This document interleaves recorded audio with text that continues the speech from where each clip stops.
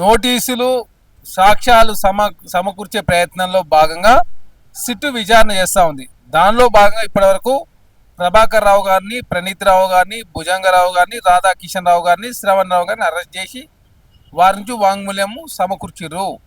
అదే కాకుండా వాళ్ళు ఇచ్చిన సమాచారం ఆధారంగా కేటీఆర్ గారు విచారణ చేసిరు, హరీష్ రావు గారు చేసిరు, సంతోష్ రావు గారు చేసిరు. ఇప్పుడు కేసీఆర్ గారు వంతు వచ్చింది. ఆనాడు బీఆర్ఎస్ ప్రభుత్వంలో ఫోన్ ట్యాపింగ్ పాల్పడ్డమాట వాస్తవం. అది బీఆర్ఎస్ పార్టీ నాయకులే ఒప్పుకున్నారు. కేటీఆర్ గారు ఇద్దరితో ముగ్గురు నలుగురు చేసిన తప్పే ఉందని ఆయన మాట్లాడిండు.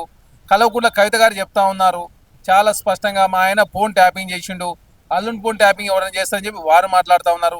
వి ప్రకాష్ అయితే హరీష్ రావు గారి ఫోన్లు హరీష్ రావు బంధువులది అనుచరుల ఫోన్ ట్యాపింగ్ చేసిందని చెప్పి వారు మాట్లాడారు. అదేవిధంగా విశ్వేశ్వర రెడ్డి గారు మాట్లాడారు, ఈటల రాజేంద్ర గారు మాట్లాడారు. అదే కాకుండా రఘునందన గారిది అదేవిధంగా ఫోన్ ట్యాపింగ్ వారు చెప్పారు. తర్వాత సిద్దిపేటలో పోటీ చేసిన చక్రధర్ గౌడ్ గారు ఏకంగా పంజాగుట్ట కేసులో కేసు పెట్టిన పరిస్థితి. కాబట్టి దానిలో భాగంగా కేసీఆర్ గారు నోటీస్కి ఇస్తే దాన్ని బీఆర్ఎస్ పార్టీ అదే హరీష్ రావు కేటీఆర్ పెద్ద రాజకీయం చేసే ప్రయత్నం వారు చేస్తూ ఉన్నారు. ఇక్కడ తప్పు చేసిన వాళ్ళు తన మాన అనే భేదం ఉండదు. ఉద్యమకారుడైనా మాజీ ముఖ్యమంత్రి అయినా ఎవరికైనా నోటీస్ ఇస్తారు. దానిలో భాగంగా సిట్టు నోటీస్ ఇచ్చింది. దాన్ని ఒకసారి అడ్రస్ల పేరు మీద ఎర్రవెల్లి ఫామ్ హౌస్కి వచ్చేయాలని మీరు అఫీషియల్ వెబ్సైట్ అసెంబ్లీ వెబ్సైట్లో ఉన్నది. సిద్దిపేట సింతమడక అని ఒక అడ్రస్ ఉన్నది, నందీనగర్ జూబ్లీస్ అని ఒక అడ్రస్ ఉన్నది. ఈ రెండు అడ్రస్లో ఎక్కడికి ఒకటి పోలీసులు పోతారు. సరే ఎర్రవెల్లి ఫామ్ హౌస్ రమ్మంటే కూడా సిట్టు చాలా పారదర్శకంగా ఇస్తాను రెడీ అయింది.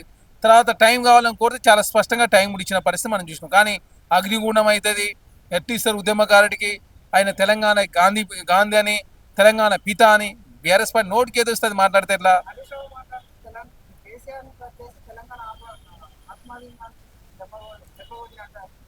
చేసిన పనులను చేసి చేసిన దుర్మార్గాలను మీరే చేసి తెలంగాణ రాష్ట్ర అబ్బండ వర్గాల ఫోన్లు ట్యాపింగ్ చేసి మొగోళ్ళు ఆడోళ్ళు మాట్లాడుకున్న సంభాషణలు విని భార్యాభర్తల మధ్య కూడా వాళ్ళు విడిపోవడానికి కారకులైన వాళ్ళు మీరు ఇప్పుడు తెలంగాణ అస్తిత్వం, తెలంగాణ సెంటిమెంట్ రచ్చగొట్టే ప్రయత్నం చేస్తే తెలంగాణ సమాజాన్ని నమ్ముతారా?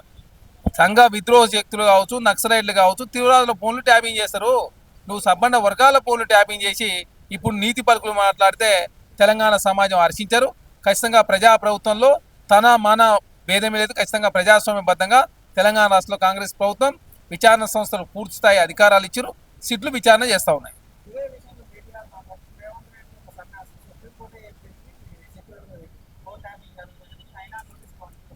సన్నాసి ఎవరో అర్థమైంది. సన్నాసి కాబట్టే ఫోన్ ట్యాపింగ్ చేశారు, సన్నాసి కాబట్టే తెలంగాణ సంపద లూటీ చేశారు. మీరు సన్నాసి, మీరు దద్దమ్మలు సన్నాసులు. మీరు ఇంకా కేటీఆర్ గారి భాష మార్చుకోవడం లేదు.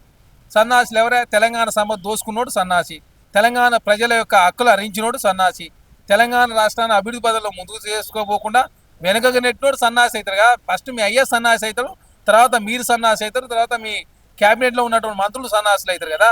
మా ముఖ్యమంత్రి సన్నాసి ఎట్లయితాడు? తెలంగాణను అభివృద్ధి పదంలో ముందుకు తీసుకుపోవడం కోసం రోజు 18 గంటలు కష్టపడుతున్న ముఖ్యమంత్రి సన్నాసి అవుతాడు.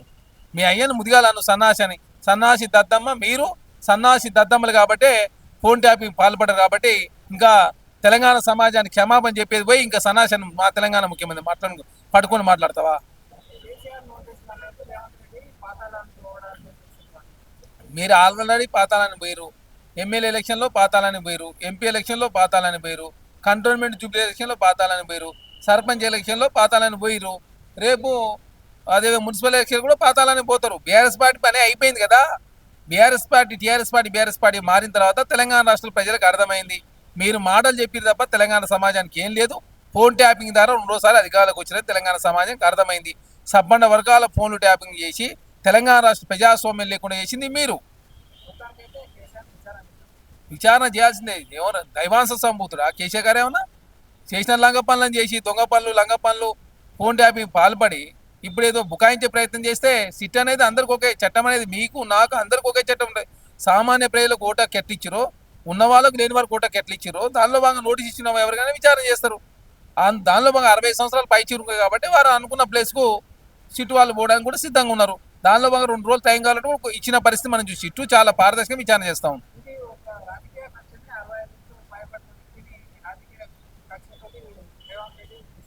రాజకీయ కక్ష ఎట్ అవుతుంది అండి నాకు అర్థం కాదు. లల్లు ప్రసాద్ గారు వయసు ఎంత?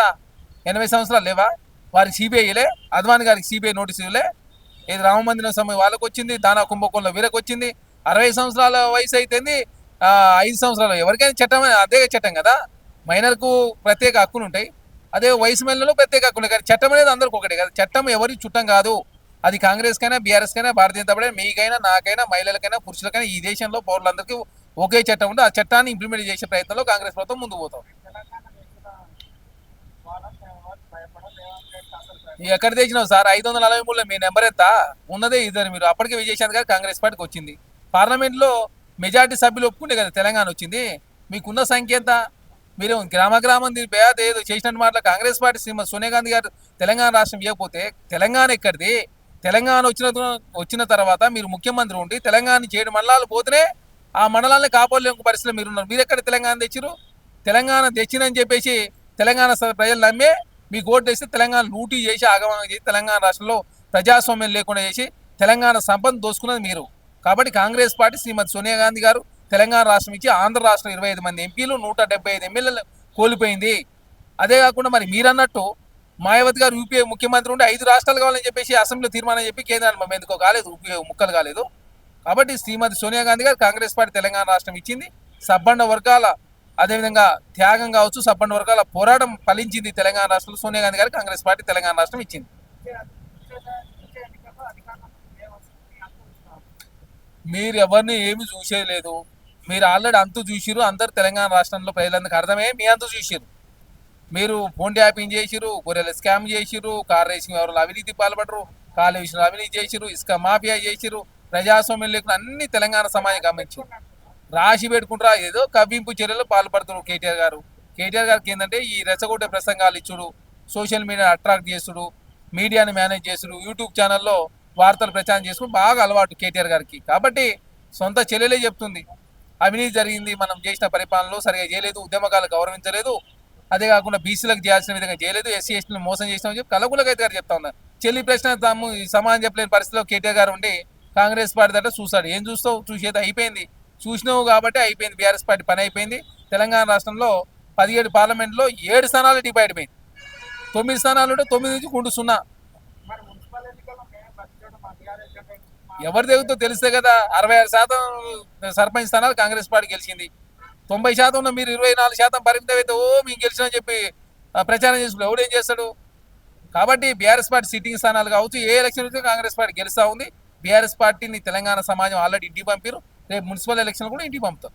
Subscribe us and press the bell icon for more interesting updates.